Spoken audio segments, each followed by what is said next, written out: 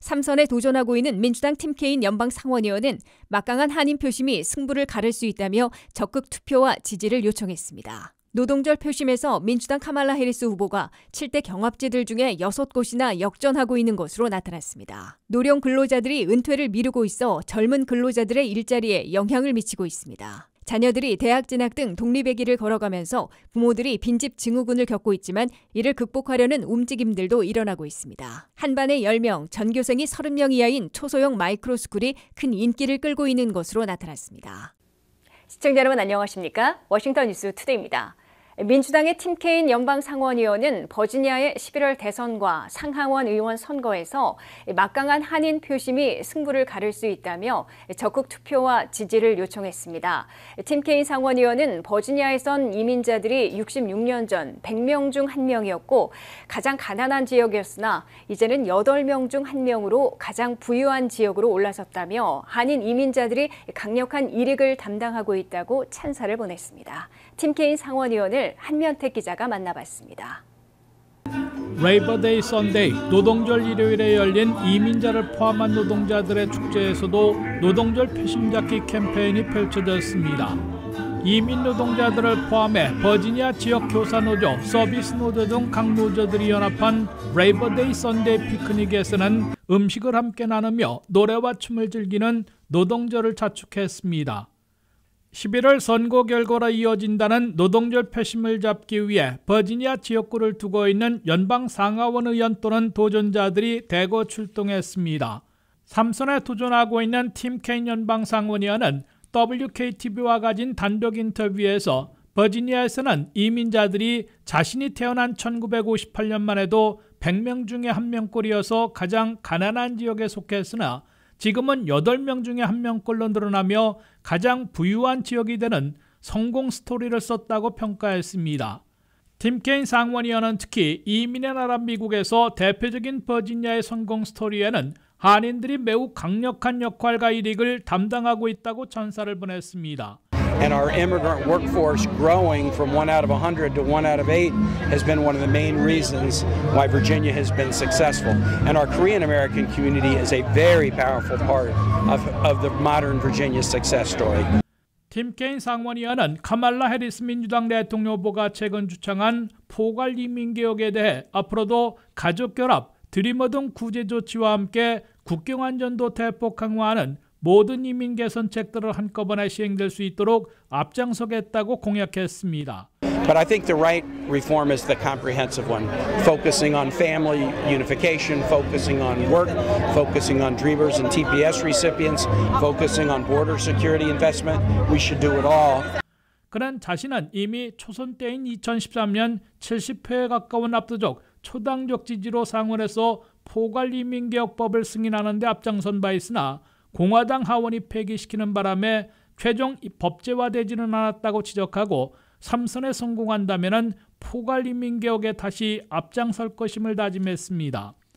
더욱이 팀케인 상원의원은 한인들을 위해 연방 상원에서 현재 이산가족 등록 법안을 발의하고 상원 통과, 국무부의 등록 착수, 북한과의 교섭으로 이산가족 상봉이 이루어지도록 전력을 다하고 있다고 밝혔습니다. I also recently introduced a bill specifically dealing with a registry for Korean families that were separated by the Korean War, and what can we do to try to register these families, so hopefully one day to enable them to be able to find their relatives. 연방 하원에서 통과되고 연방 상원의 최종 승인을 남겨두고 있는 이산가족 등록 법안은 미국에 살고 있는 남북 이산가족들이 국무부에 등록을 한 후에 미국이 북한과의 외교 교섭에서 미국 내 이산가족들이 북한 가족들과 상봉할 수 있도록 지원하려 하고 있습니다.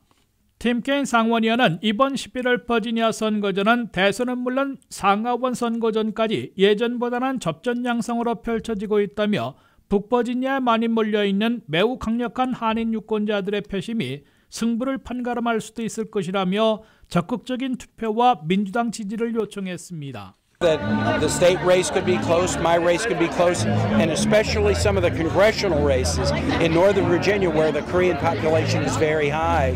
There are two congressional races in the 7th and 10th that are likely to be very close. Korean American votes could mean the difference. 11월 5일 선거에서 맞대결을 펼치고 있는 버지니아 대표 연방상원의원에는 3선을 겨냥하고 있는 민주당 팀 케인 현역 상원의원에 공화당 헝카오 후보가 도전하고 있습니다.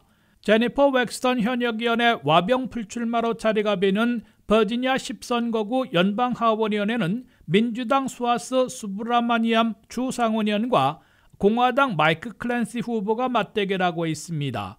WKTV 뉴스 한면택입니다. 유권자들이 투표할 후보를 결정한다는 노동절 표심에서 민주당 카말라 해리스 후보가 7대 경합지들 중에 6곳이나 역전하는 등 기세를 이어가고 있습니다. 해리스 후보는 여론조사 결과가 나올 때마다 트럼프 후보와의 격차를 벌리고 있지만 아직은 오차 범위의 접전이 대부분으로 나타났습니다. 안혜린 기자의 보도입니다. 미국의 선거에서는 9월 초 노동절에 투표할 후보를 결정한다고 해서 노동절 표심이 11월 초 실제 선거 결과로 이어진다는 전형적인 속설이 있습니다. 대통령 후보가 된 지 한 달 보름, 전당대회를 가진 지 열흘밖에 되지 않은 민주당의 카말라 해리스 후보는 민주당 지지층에게 활력과 열정을 불어넣으며 열광적인 지지를 끌어모으고 있습니다. 대통령 후보가 된 지 한 달 보름, 전당대회를 가진 지 열흘밖에 되지 않은 민주당의 카말라 해리스 후보는 민주당 지지층에게 활력과 열정을 불어넣으며 열광적인 지지를 끌어모으고 있습니다. 열정의 파고를 타고 민주 진영을 결집시키는 것은 물론 떠나갔던 젊은 층, 흑인과 히스패닉, 여성, 무당파들까지 대거 다시 끌어들이고 있습니다. 그 덕분에 노동절 표심에서 해리스 후보는 백악관 주인을 판가름할 7대 경합지들 중 6곳에서 역전시켜놓고 있는 것으로 나타났습니다. 블룸버그 뉴스와 모닝 컨설트가 공동 조사한 노동절 직전의 경합지 여론조사 결과 7대 경합지 전체에서 해리스 후보는 49대 47%로 트럼프 후보를 2포인트 차이로 앞섰습니다. 선벨트 레드월 중에서 애리조나에서만 48대 48%로 동률이 나왔습니다. 선벨트 레드월로 꼽혀온 16명이나 걸린 조지아와 노스캐롤라이나에서 해리스 후보가 49대 47%, 각 2포인트 차이로 역전시켰습니다. 서부 네바다에선 49대 45%로 4포인트 차이로 벌렸습니다. 해리스 후보가 반드시 이겨야 하는 러스트벨트 블루월 3곳 중에서 19명이나 걸린 최대 표밭 펜실베니아에서 역전하며 51대 47%로 4포인트 우세를 보였습니다. 15명이 걸린 미시건에선 해리스 후보가 49대 46%로 3포인트 우세했습니다. 10명의 위스콘신에선 52대 44%로 가장 많은 6포인트 차이의 우세를 기록했습니다. 여론조사마다 엎치락뒤치락하거나 격차가 거의 없는 접전 양상이 계속되고 있으나 해리스 후보의 기세가 민주진영의 열정의 파고를 타고 있는 것으로 미 여론조사 기관들은 평가하고 있습니다. 실제로 이번 선거에서 투표하는 데 열정을 갖고 있다는 민주당원들은 78%까지 올라가 바이든 때인 3월의 55%보다 23포인트나 급등했습니다. 이에 비해 열정을 갖고 있다는 공화당원들은 3월 59%에서 현재는 64%로 고작 5포인트 늘어나는 데 그치면서 민주당원들의 열정에 비해 14포인트나 뒤지고 있습니다. 해리스 후보는 바이든 시절 떠나갔던 젊은 층과 여성, 흑인과 히스패닉 표를 거의 다시 끌어모은 것으로 나타났습니다. 해리스 후보의 흑인 지지율은 83%로 회복돼 바이든 시절의 68%보다 15포인트나 끌어올렸습니다. 해리스 후보의 여성 지지율은 9포인트, 히스패닉들의 지지율은 6포인트가 트럼프 후보보다 우세한 것으로 나타났습니다. WKTV 뉴스 안혜린입니다. 노령 근로자들이 은퇴를 미루고 있어 젊은 근로자들의 일자리에도 영향을 미치고 있습니다. 젊은 근로자들은 경력을 쌓지 못하고 일자리를 자주 바꾸고 있다고 합니다. 김미영 기자가 보도합니다. 점점 더 많은 미국민들이 은퇴를 미뤄 젊은 근로자들의 경력이 정체되고 있습니다. 노령 근로자들이 직장에 머무는 기간이 길어짐에 따라 Z세대와 밀레니얼 세대는 임금이 낮은 주니어 레벨에 머무르게 됐습니다. 1980년대 후반부터 65세 이상의 성인이 노동시장에 참여하는 비중이 꾸준히 증가했습니다. EBRI의 2023년 조사에 따르면 근로자의 33%가 70세 이상에 은퇴하거나 전혀 은퇴하지 않을 계획이라고 밝혔습니다. 이는 2021년 조사의 26%보다 증가한 수치입니다. 노령근로자의 수가 증가할 뿐만 아니라 최근 수십 년 동안 노령근로자의 수입 능력도 커졌습니다. 2022년에 65세 이상 근로자는 시간당 22달러를 벌었는데 이는 1987년의 13달러에서 증가한 수치입니다. 그들은 이전보다 평균적으로 더 많은 시간을 일하고 있습니다. 오늘날 노령 근로자의 62%가 정규직으로 일하고 있습니다. 이전에 47%였던 것과 비교했을 때 높은 수치입니다. 조사에 따르면 65세 이상의 근로자는 젊은 근로자보다 전반적으로 직장에 더 만족하는 것으로 나타났습니다. 직장 생활이 즐겁고 보람있다고 말하는 비율이 젊은 세대에 비해 높았으며 스트레스를 덜 받는 것으로 나타났습니다. 반면 젊은 근로자들의 소득은 많이 증가하지 않았습니다. 노년 근로자와 25세에서 64세 근로자 간의 임금 격차는 상당히 좁아졌습니다. 사회보장 혜택이 감소하고 연금 계획을 제공하는 일자리가 줄어들면서 대부분의 미국민은 재정적으로 은퇴를 준비하지 못하는 상황이 됐습니다. 이것은 젊은 근로자들에게 스트레스와 불안을 유발할 뿐만 아니라 일자리를 계속 바꾸게 만들고 있습니다. 링크드인 데이터에 따르면 Z세대는 2019년보다 134% 더 빠른 속도로 직장을 바꾸고 있습니다. 밀레니얼 세대는 24% 더 많이 직장을 바꾸고 있고 베이비붐 세대는 4% 더 적게 직장을 바꾸고 있습니다. 이러한 상태는 침체된 일자리 시장과 높은 이자율과 함께 삶의 이정표를 달성하고자 하는 젊은 근로자들에게 어려운 환경을 조성하고 있습니다. 경력 전문가인 제스민 에스칼레라는 젊은 세대가 수입 잠재력을 높이는데 어려움을 겪는 파장 효과는 특정 연령에 은퇴하는 능력에도 영향을 미칠 가능성이 있다고 말했습니다. WKTV 뉴스 김미현입니다. 자녀들이 성장해 대학 진학 등 독립의 길을 걸어가면서 부모는 세상에 혼자 남겨진 것 같은 심리적 공허감이나 상실감을 느끼는 빈둥지, 빈집 증후군을 겪는 경우가 많은데요. 하지만 이 같은 어려움과 위기를 극복하고 새로운 활력을 찾으며 터닝 포인트의 기회로 삼는 부모들의 움직임도 일어나고 있습니다. 류령화 기자입니다. 자녀들이 대학에 진학하면서 많은 부모들이 겪는 빈집 부모란 감정. 빈집 증후군은 자녀를 대학 또는 군대에 보낸 부모들에 대한 은유적 표현이지만 외롭게 들리는 탓인지 많은 부모들은 이를 받아들이지 않고 있습니다. 이번 달에 수백만 명의 자녀들이 집을 떠나 대학, 군대 등으로 새로운 세상을 경험하러 나섰지만 남은 집엔 빈집 증후군에 시달리는 준비되지 않은 부모를 남겨둔 것이 현실입니다. 알렉산드리아의 심리학 임상 책임자인 캐서린 지머 박사는 부모들은 집에 자녀가 없을 때 겪는 첫 공허함에 상실감까지 느낀다며 슬픔과 외로움 등 처음 느껴보는 다양한 감정을 경험하게 된다고 설명했습니다. 빈집 증후군을 경험하는 부모들은 특히 정체성 위기를 맞닥뜨리게 된다며 앞으로 무엇을 해야 할지 어려워하는 분들이 많다고 지머 박사는 전했습니다. 하지만 이 시기를 잘 활용하면 부모들도 위기를 기회로 바꿀 수 있는 터닝 포인트가 될 수 있습니다. 자녀들을 대학과 군대에 보낸 프랜신 앨리스는 처음에는 외로움을 느끼지 않는다고 생각해 집에만 있었는데 더 힘들어졌다고 심정을 토로했습니다. 그러나 사교적인 성격을 활용해 지역 스포츠 경기장에서 자원봉사를 하거나 친구와 함께 이벤트 기획 사업을 시작할 수 있는 도전의 시기라고도 덧붙여 설명했습니다.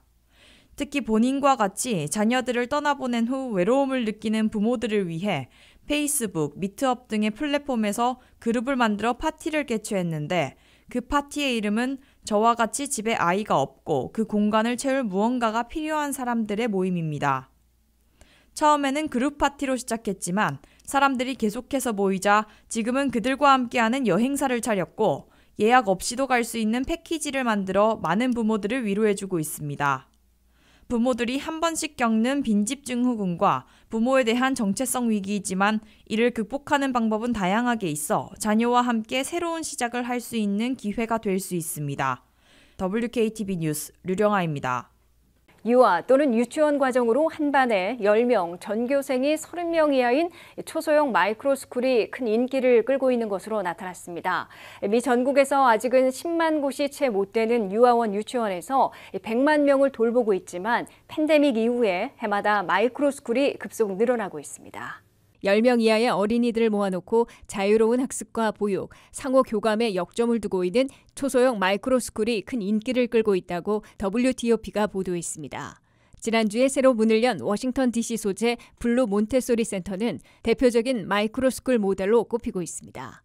블루 몬테소리에는 현재 12명이 등록해 있고 앞으로 많아야 30명 이하만 등록시킬 계획입니다. 12명을 한 교실에서 보육하는 것이 아니라 나이에 따라 여러 그룹으로 나누기 때문에 한 클래스에 서너 명씩 그룹 짓고 있습니다. 블루 몬테소리에선 교사 자격증을 가진 교사들이 몬테소리 과정의 학습을 돕고 있는 것은 물론 학부모들의 참관, 필드트립 등으로 다양한 커리큘럼을 짜서 운영하고 있습니다. 특히 마이크로스쿨에서는 교사 1명이 적으면 서너 명, 많아야 10명 이하의 유아원, 유치원 나이의 학생들을 보육하기 때문에 각 어린이들의 상태를 잘 알게 되며 잘 돌볼 수 있는 장점을 보여주고 있습니다. 특히 교사와 어린이들 간 서로 쉽게 교감하며 공동생활을 익히게 되기 때문에 사회성 함양에 크게 도움이 되는 것으로 평가되고 있습니다. 블루 몬테소리는 DC 교육부로부터 공립 차터스쿨로 운영되고 있어 수업료도 매우 저렴한 것으로 알려졌습니다. 메릴랜드 베데스다에는 마이사스쿨이 이미 2016년부터 운영되고 있는데 각 어린 학생별로 개인적으로 설정한 맞춤식 교육으로 호평을 받고 있습니다. 버지니아주 리치몬드에 있는 그랜드 마그놀리아 스쿨도 4세에서 10세 사이의 어린이들을 보육시키고 있는데 교사 1명당 10명 이하만 맡아 모든 어린이들의 개인별 장점 리스트를 만들고 있습니다. 미 전역에는 이같이 한 반에 10명 이하, 전교생으로도 30명 이하인 마이크로스쿨 센터들이 10만 곳이 있는 것으로 협회는 밝혔습니다. 마이크로스쿨들은 팬데믹 이후 급속히 늘고 있으며 어린아이들이 학교 가기를 즐길 정도로 좋은 반응을 얻고 있고 학부모들도 크게 만족하고 있어 계속 확산될 것으로 보입니다. 마이크로스쿨들은 사립으로 교사 출신이나 학부모들이 설립하고 있으며 사립은 당연히 소정의 수업료를 받고 있으나 학부모 소득계층이 다양한 것으로 미루어 비싸지는 않은 것으로 보이고 공립재정의 지원을 받을 경우 상당히 낮은 비용만 부과하고 있습니다. 이상으로 워싱턴 뉴스투데이를 마치겠습니다. 시청해주신 여러분 고맙습니다.